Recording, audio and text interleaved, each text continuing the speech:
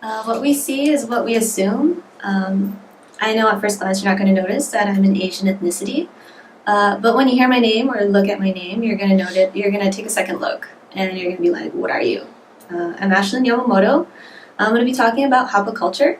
Maybe some of you have heard the term before. Hapa is a Hawaiian word used to describe a person of mixed race, usually an Asian ethnicity and a Caucasian ethnicity. I'm half Japanese and I'm half Spanish with a little bit of Italian and Basque. I grew up in a Japanese household in Monterey Park, which is mostly an Asian-dominated community. I live with my mom and my grandma. They're both Japanese. My father's Spanish and everything else, but he did not live with us, so I was not exposed to that culture. When I'm with my mom's side of the family, I am the one that looked out of place. I felt more comfortable though. Whereas with my dad's side of the family, I looked the part, but I didn't feel like I belonged. I was used to being around Asians as a child, so I always thought of myself as just another Asian. I didn't associate myself with the Mexican community.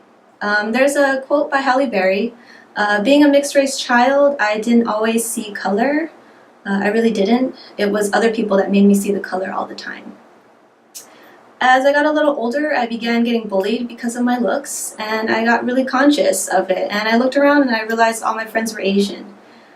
And it made me feel really out of place, and I never really 100% fit into any social group. And being Hapa became a burden. It was really depressing.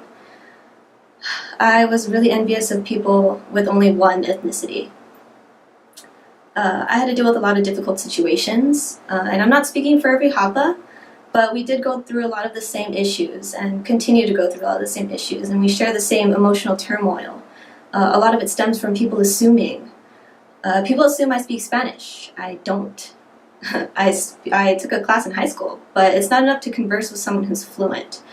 Just last week, there was a girl in class, and she asked me a question in Spanish, and I replied to her in Japanese. I said, "Wa karanai?" And she was surprised, and she asked me in English, "What did I say?"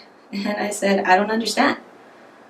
Please speak English to me." And, she apologized and said, "It's okay, but I wouldn't speak to someone in another language just because you look like you would speak it." Also, it happened frequently, these situations. And there was one that I remember when I was working at the Montebello Mall. This woman approached me and started going on and on in Spanish, and I had to tell her, "Excuse me, I don't speak Spanish. I can get you an associate to help you." And, I understood what she was saying, but I didn't want to say the wrong thing in Spanish. And so she went to my other coworker, and I heard her complaining.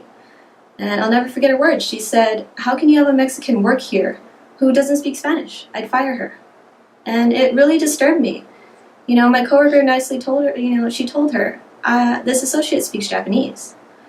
The lady looked at me and she scoffed. I was angry. But at the same time, I felt ashamed because I disappointed a culture that I never even touched on. It wasn't until my first trip to Japan that I actually started accepting myself as part of the Hapa culture and as a mixed person. I was with a friend in a souvenir shop, and the old lady at the register, she was struggling to speak to us in English, so I decided to speak to her in Japanese. Her face just lit up. She was so happy. She didn't see my look. She started talking to me as if I was a friend. And before I left, she told me "utsukushi kongetsu," which is beautiful person, like mixed person. And, she didn't see me as one half or the other half. She saw me as a whole person, as a mixed person. And that was the first time I was proud to be Hapa. And, despite all the difficulties and the struggles, being Hapa has made me very understanding of racial stereotyping, and I'm very tolerant because of it. I'm very proud to say I'm Hapa. I'm part of the Hapa culture, and that culture is growing. So, if you meet someone new, don't assume by what you see.